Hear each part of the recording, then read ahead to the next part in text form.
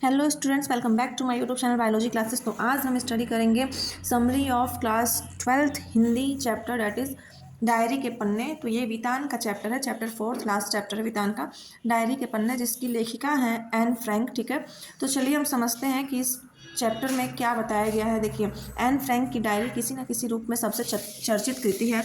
मूलतः डच भाषा में 1947 में प्रकाशित यह कृति अंग्रेज में द डायरी ऑफ यंत्र गर्ल शीर्षक से 1952 में प्रकाशित हुई। तभी से इसके विस्तृत, संक्षिप्त, संपादित, असंपादित, आलोचनात्मक आदि अनेक संस्करण का आ चुके हैं। इस डायरी पर फिल्म, धारावाहिक, नाटक इत्यादि का निर्माण लगातार हो रहा है।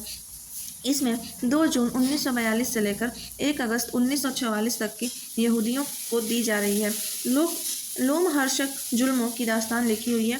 ये 4 एक ही परिवार के सदस्य थे, जिनमें स्वयं लेखिका, उसके माता पिता तथा मार्गोट थी, एवं 4 लेखिका के पिता के दोस्त व उनके परिवार के सदस्य। कुल 8 व्यक्ति थे जिन्होंने गुप्त आवास किया। बाद में नाजियों द्वारा ये लोग 4 अगस्त को पकड़ लिए गए तथा 1945 में फरवरी मार्च इसकी मृत्यु हो गई। हालांकि फ्रैंक साहब को ऑफिस में काम करने वाले ईसाई कर्मचारियों की भरपूर मदद मिली थी। तो चलिए हम इसे विस्तार से समझते हैं, इस चैप्टर की समरी को। ठीक है, ये एक ओवरव्यू था सिर्फ। देखिए, शुरू करते हैं। फटाफट चैनल को सब्सक्राइब कर लीजिए अगर नहीं किए हैं तो। प्रस्तुत पत्र बुधवार 8 जुलाई 1942 को किट्टी को संबोधित कर लिया गया है, जिसमें एन बताती हैं कि रविवार के बाद का समय उसे बहुत लंबा अरसा लग रहा है। वह किट्टी को कहती हैं कि मैं कहाँ और कैसे जिंदा हूँ, मैं तुम्हें खोल कर बताती हूँ। इन बताने लग जाती हैं कि रविवार के 3 बजे मैं अलसाई बालकनी में बैठी थी तो मुझे घंटी बजने की आवाज़ तो नहीं सुनाई दी, पर मार्गोट नजर आई, जो गुस्से में बताती है कि पापा को एएसएस से बुलावा आया है। लेखिका की माँ मिस्टर वान दान को देखने गई हैं, जो मेरे पिता को बिजनेस पार्टनर है। सुनकर मैं हैरान हो गई। सभी बुलावे का अर्थ समझते थे। मार्गोट और लेखिका बात करती हैं कि हम पिता को ऐसे समय छोड़ नहीं सकते। उनकी माँ भी इसी के बारे में वान दान से बात करने गई हैं। मार्गोट बताती हैं कि गुप्त आवास के जाने वाले कुल मिलाकर वे 7 लोग होंगे। माँ को जब पता चलता है कि मिस्टर फ्रैंक अस्पताल में किसी को देखने गए हुए हैं, हम सभी निशब्द हो गए। तभी घंटी बजी। लेखिका बोली कि हेलो ही होगा। लेखिका बताती हैं कि दोनों ने हेलो को माँ और मिस्टर वानदान से बातें करते हुए देखा था। फिर हम दोनों ने किसी को अंदर आने नहीं दिया। मेरी माँ ने हम दोनों बहनों को बाहर भेज दिया तथा कुछ गुप्त बातें की। मार्गोट ने लेखिका को बताया कि बुलावा पिता के लिए नहीं, वरना स्वयं उसका आया था। मैं चिल्लाई, परंतु यह सोचकर थोड़ा खुश हुई कि वह नहीं जाएगी। माँ और पापा भी यही कह रहे थे। जब वे हमसे छुपने की बात कर रहे थे, इनसे अज्ञातवास नाम सुनते ही हमारे दिमाग में अनेकों सवाल उत्पन्न हो गए, लेकिन स्थिति ऐसी थी कि सवालों के जवाब नहीं पूछे जा सकते थे। लेखिका और मार्गोट ने अपनी चीज़ें थैली में भरनी शुरू कर दी, जिसमें सबसे पहले थी डायरी, रुमाल, कर्लर, स्कूली किताबें, कंघी, पुरानी चिट्ठियाँ और बहुत सारी अन्य चीज़ें। फिर हमने क्लीमेंट से आने को पूछा। मिस्टर वानदान मिएप को लेने चले गए। मिएप पापा के साथ काम करती थी। वे दोनों, वानदान और मिएप, स्टॉकिंग्स, जूतों, ड्रेसों और अंडरवियरों का थैला भरकर ले आए। खाना खाने की इच्छा खत्म हो चुकी थी और घर छोड़ने से पहले ही हमें अपना घर पराया लगने लगा, अर्थात हमें अपना छोड़ने का बेहद गम था। लेखिका लिखती हैं कि 10 बजे गोल्ड स्मिथ कमरे में आया और 11 बजे मिएप और उसका पति जॉन गिए जा गए। मिएप पापा की कंपनी में 1933 से काम कर रही थी और जॉन पापा के दोस्त थे। इन दोनों में सामान अपनी जेबों और थैलों में भरा और विदा हो गए। सब थक गए थे। लेखिका को पता था कि यह रात उसके अपने बिस्तर में अंतिम रात थी, परंतु गहरी नींद ऐसी सोई कि मार्गोट ने ही 5 बजे जगाया। सौभाग्य से उससे वर्षा हो रही थी। अपने बदन पर जितना पहन सकते थे उतने कपड़े पहने, क्योंकि उन्हें ज़्यादा से ज़्यादा कपड़े ले जाने थे। खुले रूप से यहूदी सामान नहीं ले जा सकते थे। इतने कपड़ों में लेखिका का दम घुट रहा था, परंतु किसी को इस बात की परवाह नहीं थी, अर्थात उन्हें तो दूसरी जगह गुप्त आवास में जरूरी सामान ले जाना और जीना ही सूझ रहा था। मार्गोट थैले में किताब ले अपनी साइकिल पर सवार हुई और मिएप की निगरानी के अज्ञात स्थल चली गई। लेखिका की जिज्ञासा बढ़ रही थी। 7:30 बजे पीछे का दरवाजा बंद किया और मुर्तजे बिल्ली को बाय कहा। इन्होंने बिल्ली को पड़ोसियों के पास छोड़ देने के लिए गोल्ड स्मिथ को नोट लिखा। घर की स्थिति देख कोई भी समझ सकता था कि हम कितनी हड़बड़ी में घर छोड़कर गए थे, जबकि हम ऐसा करना नहीं चाहते थे। हम तो जल्दी से घर छोड़कर सुरक्षित स्थान पहुंचना था। लेखिका ने और बातें कल बताने को लिखकर यह पत्र बंद कर दिया। इस प्रकार नन्ही लड़की ने अपने जाने की व्यवस्था और उस समय के अनुभवों को लिखा। लेखिका ने अगले दिन फिर किट्टी को नाम पत्र लिखा कि तीनों भाई और ऊपर एक तक ठूस ठूस कर भरे बैगों से लदे हुए पीला सितारा सीने पर टांगे जल्दी जल्दी जा रहे थे। सुबह सुबह काम पर जाने वाले लोग हमारी सहायता न कर पाने की भावना व्यक्त कर रहे थे। गली में पहुंचने पर माँ और पापा की बातों से आगे की योजना समझ आई। वे बहुत दिनों से वहां अपना सामान पहुंचा रहे थे तथा 16 जुलाई से वहां रहने की सोच रहे थे, परंतु मार्गोट के बुलावे के कारण पहले पहुंचे तथा इस सामान के साथ ही इस दिन पहले पहुंचने पड़ा। लेखिका बताती हैं कि छुपने वाली जगह उसके पापा के ऑफिस की ही इमारत थी। वह समझाती हैं कि उसके पिता के ऑफिस के काम करने वाले कुछ ही व्यक्ति थे, जिनमें बस मी कुगलर, मी क्लीमेन, गियप और वेब बॉस्कोइल। इनमें बॉस्कोइल वेब के पिता व 2 सहायकों को उनके आने की खबर नहीं दी गई थी। लेखिका इमारत के बारे में बताती हैं कि नीचे की मंजिल में बना गोदाम कार्य और भंडारण के काम आता है। यहाँ मसाले पीसे जाते हैं। लेखिका रहने वाली जगह की आगे जानकारी देते हुए कहा कि इसके बाहर का दरवाजा ऑफिस का प्रवेश द्वार है। एकदम अंदर वाले दरवाजे के पीछे सीढ़ियां हैं तथा ऊपर चढ़ते ही एक और दरवाजा है, जहां पर आर पार दिखाई न देने वाले कांच की खिड़की पर कार्यालय लिखा हुआ है। यही खुला हवादार फ्रंट ऑफिस है, जहां तिजोरी, अलमारी और स्टेशनरी की अलमारी के पीछे गलियारे में पीछे बैक ऑफिस है, जहां अंधियारा व दम घुट वातावरण है। पहले इसमें कुगलर के साथ वांदान बैठते थे, परंतु अब सिर्फ कुगलर। इसमें पैसेज से पहुंचा जा सकता है, लेकिन कांच का दरवाजा बाहर से खोलना कठिन है। यहाँ से तंग गलियारा पार कर प्राइवेट ऑफिस पहुंच जाएंगे। यही पूरी इमारत का शोपीस है। यहाँ पर फर्नीचर से लेकर सभी छोटी छोटी चीज़ें तक उत्तम दर्जे की हैं। इसमें एक बड़ा रसोई घर है। साड़ियों वाले गलियारे से एक रास्ता दूसरी मंजिल की तरफ जाता है। सीढ़ियाँ खत्म होते ही सामने 2 दरवाजे हैं, एक स्टोर और अटारी की तरफ तथा दूसरा मियानी की तरफ जाता है। घर के सामने से एक परंपरागत डच डिज़ाइन की सीधी और बेहद घुमावदार सीढ़ी है, जो गली की तरफ जाती है। लेखिका बताती है कि सीढ़ियों के ऊपर की जगह से दाईं तरफ घर के पीछे से रास्ता हमारी गुप्त एनेक्सी की तरफ जाता है। इस मरमैले दरवाजे के पीछे इतने कमरे के होने की कोई कल्पना भी नहीं कर सकता। दरवाजे के आगे बस एक पायदान पार करते ही अंदर जाने पर सीढ़ियाँ ऊपर जाकर बाईं तरफ के तंग रास्ते से एक बड़े कमरे में खुलती है। यही फ्रैंक परिवार के ड्राइंग रूम के काम आता है। सीढ़ियों के दाईं तरफ गुसलखाना तथा बिना खिड़कियों वाला एक कमरा है। ये सभी एक दूसरे के नज़दीक हैं। इन सबसे ऊपर नहर के किनारे बस पुराने मकान में ऊपर तक बहुत बड़ा खुला कमरा है, जिसमें गैस है। यह मिसेज वांदान का बेडरूम और रसोई घर होगा। इसे कॉमन कमरे, ड्राइंग रूम और स्टडी रूम की तरह इस्तेमाल किया जाएगा। एक छोटा सा कमरा पीटर के बेडरूम का कार्य करेगा। इमारत के सामने की तरह यहाँ भी अटारी और मियानी है। इस प्रकार एन ने पूरी इमारत की सैर करवा दी। सैर के साथ ही यह चिट्ठी बंद हो गई। शुक्रवार 10 जुलाई 1942 के पत्र में लेखिका ने किट्टी को लिखा कि मैं तुम्हें बताना चाहती हूँ कि मेरी बात पूरी नहीं हुई थी। 263 प्रिंसगास्ट पहुँचने पर मियाँ दूसरी मंजिल से होकर हमें एनेक्सी ले आई। उन्हें अकेला छोड़ वह चली गई, जबकि मार्गरेट पहले से ही पहुँचकर उनका इंतजार कर रही थी। बैठक और सभी कमरे सामान और कार्डबोर्ड के बक्सों ठुसे पड़े थे। रात को सोने के लिए जगह बताने के लिए हमें सामान तरतीब से रखना जरूरी था। माँ और मार्गरेट की हाथ हिलाने की भी हिम्मत नहीं थी। उन्हें थकी और बेहाल देख पापा और मैंने सफाई आंदोलन शुरू कर दिया। सारा दिन सफाई करके तथा सब तरतीब से जांच चुकने के बाद वे दोनों ही थके हारे सो गए। इनमें से किसी ने भी खाना नहीं खाया था, क्योंकि बाप बेटी को फुर्सत नहीं थी और माँ व बड़ी बहन पहले ही थक चुकी थी। मंगलवार की सुबह पिछला छुट्टा काम पूरा किया। बेप और मियाँ प्राशन कूपनों से शॉपिंग करने गए थे तथा पापा ने ब्लैक आउट पर्दे लगाए। लेखिका ने सफाई की। लेखिका कहती है कि बुधवार तक मुझे ज़िंदगी में हुए परिवर्तन के बारे में सोचने की भी फुर्सत नहीं थी। अब गुप्त एजेंसी एनेक्सी में पहुंचकर तुमसे आगे की बात बताने की फुर्सत मिली है। और इसी के साथ एन अपना पत्र बंद करती है। शनिवार 28 नवंबर 1942 को लेखिका ने किट्टी को पत्र में लिखा कि बिजली की कमी है और इसे बहुत इस्तेमाल किया है, अतः हो सकता है अगले पक्ष बिजली ना मिले। समय कम भी हो सकता है। 4 साढ़े 4 बजते ही अंधेरा हो जाता है और न पढ़ पाने के कारण हम अजीब हरकतें करते हैं, जिनमें है फ्रेंच बोलना, पहेलियाँ बुझाना, व्यायाम या समीक्षा, परंतु इन सब के बावजूद हम बोर हो जाते हैं। लेखिका बताती हैं कि वक्त गुजारने के लिए हमने दूरबीन लेकर दूसरों के घरों में झांकना शुरू कर दिया। रात को ब्लैकआउट पर्दे हटाने में कोई दिक्कत नहीं थी। मुझे दूरबीन से देखकर पता चला कि एक परिवार डिनर कर रहा था, दूसरा परिवार फिल्म बना रहा था और तीसरा एक दंत चिकित्सक डरी हुई बुढ़िया से जूझ रहा था। लेखिका मिस्टर रसेल की जानकारी देती हुई किट्टी को बताती है कि बच्चों के साथ प्यार से रहने वाले ये पुराने जमाने के अनुशासन मास्टर हैं। इनके लंबे लंबे भाषण सुनकर नींद आने लग जाती है। लेखिका को उनके साथ रहना पड़ता है और वह किट्टी को बताती है कि मैं उनकी बातों पर ध्यान नहीं देती थी, परंतु मिस्टर रसेल मेरी मम्मी के आगे चुगली करके मुझे बहुत डांट पड़वाते थे। अगर किस्मत अच्छी हो तो मिसेज वान मुझे बुला लेती थी।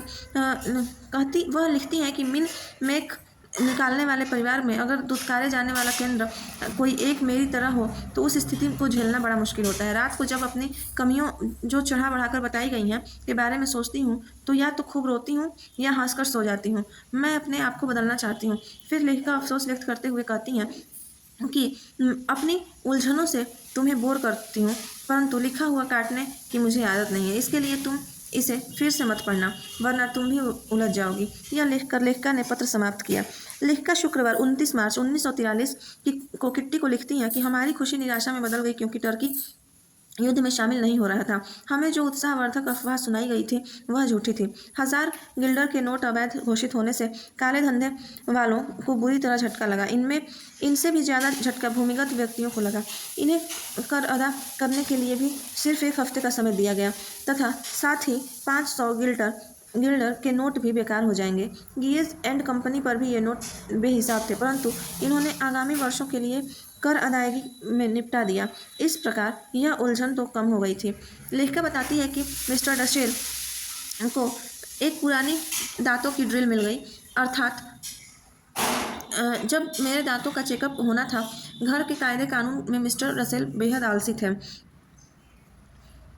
ये चार्लोट तथा अन्य कई लोगों के साथ पत्राचार कर रहा है, परंतु इनके पत्र मेरी बहन को, जो डच अध्यापिका थी, वह ठीक करती है। पापा के मना करने पर दीदी ने यह काम बंद कर दिया, लेकिन मुझे लगता है कि यह सिलसिला फिर शुरू हो जाएगा।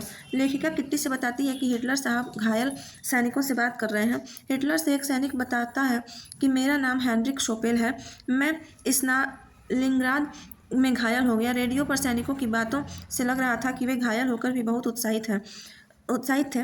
कुछ तो हिटलर से मिलकर भी उत्साहित हो गए। अचानक मुझसे डसेल का साबुन गिरा और पैर पड़ते ही गायब हो गया। मैंने पापा से इसकी भरपाई करने को कहा। लेखिका किट्टी को बताती है कि युद्ध के समय सिर्फ एक घटिया सी साबुन की बट्टी मिलती थी और पत्र बंद कर दिया।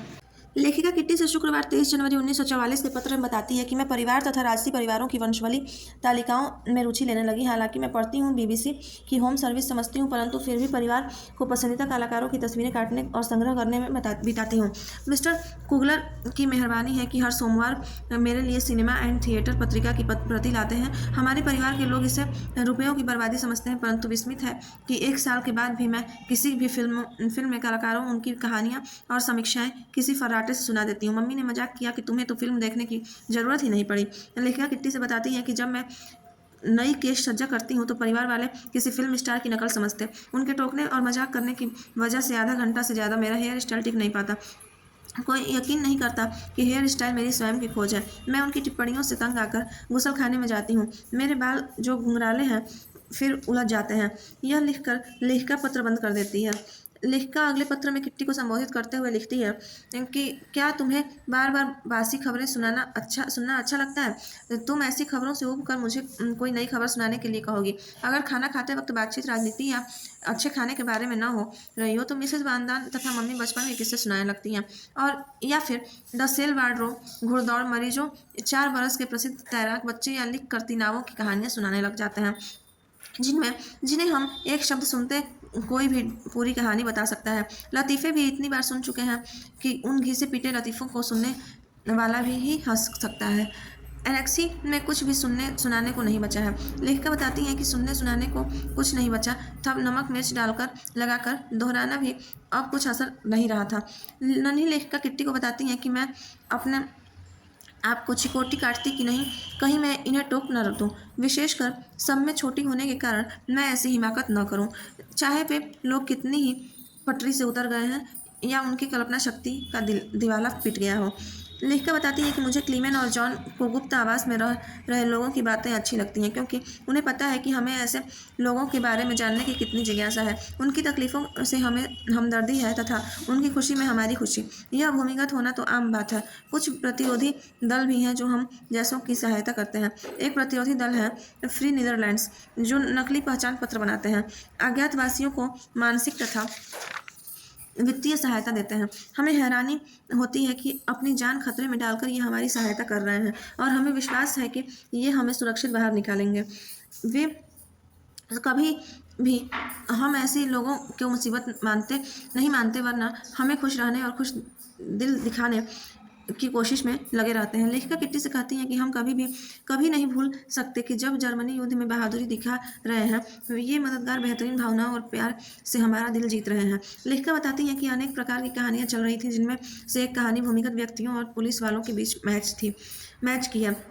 हिलवर्मस में राशन कार्ड जारी किए गए। राशन कार्ड न होने पर 60 गिल्डर देने पड़ते हैं। रजिस्ट्रार ने आग्रह कर इन्हें कार्ड ले जाने को कहा। यह सब इतनी चालाकी से किया गया कि जर्मनी को हवा भी नहीं लगी। इतना कुछ बता कर एन ने यह पत्र भी बंद कर दिया। लेखिका ने 29 मार्च 1944 को किट्टी से बताया कि कैबिनेट मंत्री मिस्टर बोल्के स्टीन ने लंदन से डच प्रसारण में कहा कि युद्ध के बाद युद्ध की सभी डायरियों का संग्रह किया जाएगा। जब मैं गुप्त एनेक्सी में बिताए जीवन को छपवाऊंगी तो मेरा शीर्षक ऐसा होगा कि लोग इसे जासूसी कहानी समझेंगे। मैं तुम्हें बहुत कुछ अज्ञातवास के जीवन के बारे में बता चुकी हूँ, परंतु फिर भी तुम थोड़ा सा जान पाई हो। हाईवे हमले के दौरान औरतें कैसे डरती हैं, इमारत कैसे कांपती है, तुम्हें नहीं पता। लेखिका ने बताया कि पिछले रविवार जब 350 ब्रिटिश वायुयानों ने इज़्मोडेन पर 550 टन गोला बारूद बरसाया तो हम सब के घर में पत्तों से हिल रहे थे और महामारियां फैलने लग रही हैं। उन्हीं में से हैं। लेखिका किट्टी से कहती हैं कि तुम्हें यहाँ परिस्थिति समझाने में पूरा वक्त लगेगा। लेखिका बताती हैं कि सामान के लिए लंबी लाइनों में खड़ा रहना पड़ता है। डॉक्टर मरीजों को देखने के लिए पीठ मोड़ते हैं तो उनकी गाड़ियाँ उठ जाती हैं। चोरियों की वजह से लोगों ने अंगूठी पहनने का रिवाज तक छोड़ दिया है। एक क्षण के लिए लोग अपना घर नहीं छोड़ सकते। आए दिन अखबारों में चोरी का सामान लौटाने के लिए इनाम वाले विज्ञापन आते हैं। गली गली नुक्कड़ों पर लगी बिजली की घड़ियां तथा सार्वजनिक टेलीफोनों के पुर्जे तक उड़ा लिए गए हैं, अर्थात लोग तंग आकर चोरी तक करने लग गए हैं। लेखिका कहती हैं कि डचों का नैतिक पतन हो चुका है। नकली कॉफ़ी को छोड़ सप्ताह का राशन 2 दिन भी नहीं चल पाता। पुरुष जर्मनी में हैं और बच्चे भूख से बेहाल, घिसे पिटे कपड़ों में रहते हैं। जूते का नया तल 7.50 गिल्डर का मिलता है। मोची अगर मरम्मत करेगा तो 4 महीने, परंतु तब तक जूता भी गायब हो जाएगा। लेखिका कहती हैं कि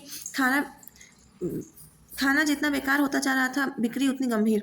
खाद्य कार्यालयों, पुलिस अधिकारी नागरिकों को मदद कर रहे थे। सौभाग्य से बहुत कम डच लोग गलत पक्ष में थे। यह लिखकर एन ने पत्र बंद कर दिया। लेखिका मंगलवार 11 अप्रैल 1944 को लिखती हैं कि मेरा सिर घूम रहा है कि कहाँ से लिखना शुरू करूँ। शुक्रवार और शनिवार खेलने में चला गया। शनिवार 2 बजे गोलीबारी शुरू हो गई। रविवार को बुलाने पर पीटर आया। 5:15 बजे ऊपर अटारी पर गए और 7:15 बजे तक मैंने मेरा मन भावन मोजाई संगीत सुना। पीटर ने स्नान नहीं किया क्योंकि टब में गंदे कपड़े भरे थे। ऊपर जाते वक्त मुझे जो कुशन दिखा मैं वहीं ले गई, जिस पर बैठ वह पेटी भी छोटी सी थी और कुशन भी, इसलिए हम सटे बैठे थे। मोशी के भी साथ थी। लेखिका कहती है कि 8:45 बजे मिस्टर वानदान ने पूछा कि हम डसेल का कुशन तो नहीं ले गए। हम कुशन लेकर मिस्टर बिल्ली के साथ भाग आए। हम कुशन लेकर डसेल के पास पहुंचे। सारा झगड़ा यही था कि उनके कुशल से पिस्सू न चिपक जाए। बदला लेने के लिए हमसे उसमें 2 ब्रश गाड़े पर उसके चले जाने पर हमें वो निकालने पड़े और इस छोटे से प्रश्न पर खूब हंसे, परंतु हंसी जल्दी समाप्त हो गई क्योंकि पीटर ने हौले से पापा को ऊपर बुलाया था। उसने अंग्रेजी समझ न पाने का बहाना किया था, परंतु मुझे इस बात में राज नज़र आ रहा था। लेखिका बताती हैं कि मैंने मार्गोट से अपनी शंका प्रकट की कि निश्चित सेंधमारी हो रही है और पीटर ने बहाना बनाया है। मिस्टर वानदान, पीटर और पापा नीचे पहुंच गए और मैं, माँ मार्गोट, मिसेस वान डी औरतों के स्वाभानुसार भयभीत हो बातें करते रहे जब तक कि धमाका नहीं हुआ था। धमाके की आवाज़ सुनते ही हम भयभीत हो गए, परंतु इंतज़ार के सिवाय हम कुछ नहीं कर सके। कुछ समय बाद पापा आकर बोले कि तुम सब ऊपर चली जाओ और बत्तियां बंद कर दो। वे भी डरे हुए थे। अब डरने के लिए भी वक्त नहीं था, तो हम बत्तियां बुझाकर ऊपर पहुंच गए। चारों मर्द 10 बजकर 10 मिनट पर वापस नहीं आए तो दो लोग पीटर की निगाह रखे थे। सीढ़ियों के बीच का दरवाज़ा और बुकेस बंद कर दिए। रात को जलती बत्ती पर स्वेटर डालने पर उन्होंने सब कुछ बताया। पीटर ने सीढ़ियों पर चढ़ते ही 2 धमाके सुने और वह नीचे भाग तो देखा कि गोदाम के दरवाजे का आधा फट्टा गायब है। इससे उसने गार्ड्स को चौकन्ना किया। तीनों पुरुष नीचे गए तो सेंधमार अपना काम कर रहे थे। मिस्टर वानदान बिना सोचे चिल्लाए पुलिस, और वो सारे भाग गए। फट्टे को दोबारा लगाया गया और दोनों बार हटा दिया गया। पापा सेंधमारों की ढिठाई पर हैरान थे। इन्होंने जब तीसरी बार फट्टा लगाया तो एक आदमी और एक औरत टॉर्च मारकर बड़बड़ाए। अब इनकी हालत पुलिस की बजाय सेंधमारों जैसी हो गई थी। चारों छुपकर ऊपर पहुंचे तथा किताबें उठाकर रसोई और प्राइवेट ऑफिस खोलकर बड़ी मुश्किल से बुककेस के पीछे पहुंचे। लेखिका 13 जून 1944 के पत्र में किट्टी को लिखती हैं कि आज मेरा 15वां जन्मदिन है। उसे बहुत से उपहार मिले हैं, जैसे स्प्रिंगर की कलात्मक इतिहास पुस्तक, चड्डियों का सेट, 2 बेल्टें, एक रुमाल, दही, जैम, बिस्किट इत्यादि। मम्मी पापा ने बोटनी की किताब, मार्गोट ने सोने का ब्रेसलेट, वानदान ने स्टिकर एल्बम, डसेल मेयर तथा बेप ने खाने की मिठाइयाँ तथा कॉपियाँ दी। मिस्टर कुलगल ने मदर टेरेसा की किताब दी। पीटर ने खूबसूरत गुलदस्ता जो खासी मेहनत करके लाया। मौसम खराब हो गया फिर भी हमले जारी हैं। कल चर्चिल एक टॉर्पीडो वाली नाव में गए जिससे तटीय गोलबारी की जाती है। चर्चिल बहुत निडर है। चर्चिल स्मर्ट्स, आइजमहर तथा हमाल्ड ब्रिटिश द्वारा कब्जा कर मुक्त कर दिए गए गांवों में गए। लेखिका कहती हैं कि डचों को समझ पाना मुश्किल है। ब्रिटिश सैनिकों अपने मकसद को पूरा करने का चल दिए हैं। कुछ लोग ब्रिटिश के कब्जे में नहीं आना चाहते, जो हानिकारक है। वे तर्क देते हैं कि ब्रिटिश को हॉलैंड के साथ साथ दूसरे गुलाम देशों को भी आज़ादी दिलानी चाहिए तथा फिर वापस ब्रिटेन चले जाना चाहिए। जाते वक्त उन्हें विनम्रता से हाईलैंड को हकदारों को सौंप जाना चाहिए तथा पूरी तरह से तन मन धन से लूट पीट कर चले जाना चाहिए। कुछ समझदार डच सोचते हैं कि अगर ब्रिटिश ने जर्मनी से संधि कर ली होती तो हॉलैंड समाप्त हो गया होता। कई मौके पर आने पर भी ब्रिटेन ने ऐसा नहीं किया। लेखिका बताती हैं कि बहुत से डच लोग जो ब्रिटिश को ऐसा ही समझते हैं तथा वहाँ की सरकार को बूढ़ों और कायरों की सरकार कहते हैं, जर्मनी से नफरत करते हैं। वे जर्मनी को मजा चखाने की सोचते हैं। लेखिका कहती हैं कि मेरे दिमाग में तो हमेशा डांट फटकार ही चक्कर काटते रहते हैं, जबकि मैं कतई घमंडी नहीं हूँ। मैं अपनी कमियों को दूर कर अच्छी बनना चाहती हूँ। मैं काफ़ी बदल चुकी हूँ और काफ़ी बदलना चाहती हूँ। लेखिका कहती हैं कि मैं अपने आप से पूछती हूँ कि मुझे सब तुकन मिसाज तिस्मारखा अक्खड़ क्यों कहते हैं। मैं ही ऐसी हूँ या सभी ऐसे हैं। लेखिका कहती हैं कि मैं इस लाइन को वाहियात समझकर काटूंगी नहीं, क्योंकि मुझे ताने मारने वाली मिसेस वानदान तथा डसेल मूर्ख से भी ऊपर हैं। इनसे बेहतर काम करने वालों से चिढ़ है, जैसे जड़मातियों को होती है। ये इतनी बातून है कि जिस चीज़ का इन्हें दूर दूर तक पता नहीं होता, इनके बारे में मुझे दोगुना ज्ञान ज़्यादा बोलती हैं। मेरी प्रिय कहावत है कि जहाँ आग होगी धुआं भी वहीं होगा। मैं इस बात में संदेह नहीं करती कि मैं सब कुछ जानती हूँ, इसी वजह से मैं अक्खड़ हूँ। लेखिका कहती हैं कि मैं दूसरों से ज़्यादा स्वयं की कमियां देखती हूँ। माँ अगर मुझे शिक्षा देती हैं तो शिक्षा की पोटली इतनी बोझिल हो जाती है कि मैं मुक्ति चाहती हूँ। फिर अपने आप को यह समझाकर शांत करती हूँ कि मुझे कोई नहीं समझता। कई बार मैं अपने आप को इतना फटकारती हूँ कि मुझे सांत्वना की ज़रूरत पड़ती है। मेरा ऐसा कोई संगी नहीं जो इस स्थिति में मुझे उबारे। मैं ऐसे व्यक्ति की तलाश में हूँ। लेखिका किट्टी से कहती हैं, तुम जरूर पीटर के बारे में सोच रही हो। मैं उसे बेहद चाहती हूँ, परंतु उसने मुझे कई जगह निराश किया है, जैसे धर्म में, खाना खाने में के बारे में बातें। मुझे उसकी कई बातें पसंद नहीं हैं, परंतु उसने वायदा किया है अपने ऊपर लगे आरोपों को गलत साबित करने का। वह अपने स्व में मुझे नहीं झांकने देता। वह मुझसे भी ज़्यादा घुन्ना है, परंतु मैं जानती हूँ कि ऐसे घुन्ने व्यक्ति भी अपनी बात कहने की उत्तक लालसा लिए होते हैं। लेखिका कहती हैं कि मैं और पीटर बहुत सी चिंतनशील बातें करते हैं, परंतु मैं प्रकृति की मौजूदगी मुझे हमेशा खलती रहती है। मैं प्रकृति चीज़ों और उनकी सौंदर्य को देखने के लिए व्याकुल हूँ। उदाहरण स्वरूप छुट्टियों के समय मैं रात को के 11:30 बजे चांद को देखने के लिए गई, परंतु मेरी सारी मेहनत बेकार हो गई। कई दिनों बाद खुली खिड़की से उसने बरसात की रात का मनभावन रूप देखा।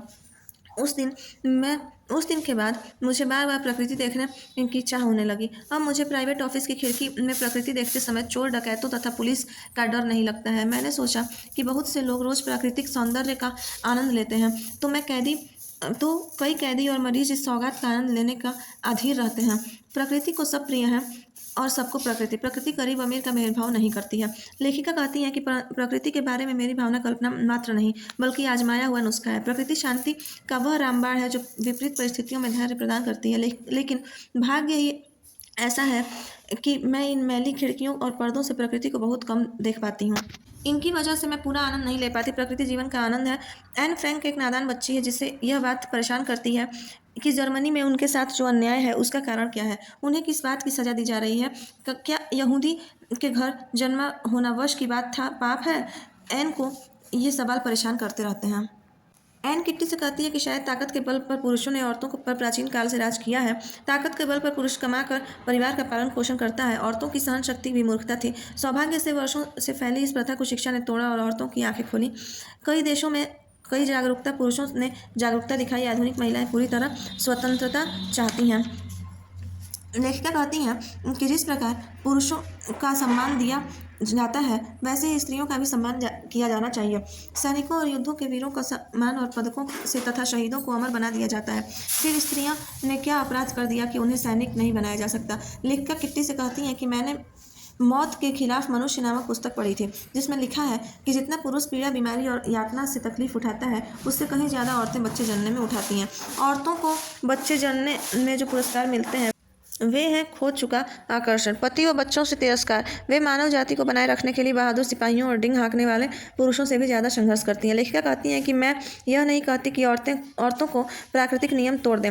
मैं तो चाहती हूँ वे सृष्टि को बनाए रखें। मैं तो उनकी निंदा करती हूँ जो इस कुप्रथा को मानकर सौंदर्यमयी ममतामयी नारी का समाज में योगदान नहीं मानते। पुरुषों को समझना चाहिए कि किसी विशेष सभ्य स्थान पर जन्म लेना अनिवार्य नहीं है। आदमी सिर्फ बातें करते हैं। जब वे औरतों जितनी तकलीफ झेलेंगे तो पता चलेगा। लेखिका विश्वास के साथ कामना करती हैं कि अगली सदी तक मान्यता बदल जाएगी और औरतें भी सराहना और सम्मान की हकदार बनेंगी। इस प्रकार लेखिका औरतों के दुख सहने की अदम्य शक्ति को अद्भुत साहस का प्रतीक मानती हैं। तो स्टूडेंट्स, तो यहीं पे आप लोगों का ये चैप्टर डायरी के पन्ने भी खत्म हुआ और साथ ही साथ आपकी बुक हिंदी की बुक वितान भी खत्म हुई। ठीक है, आरोह बुक अभी हमें पढ़नी है। ठीक है, तो आप चैनल पे कंटिन्यू बने रहिए, सब्सक्राइब करिए और शेयर कर दीजिए क्लास 12 तक के स्टूडेंट्स को। ठीक है, ओके।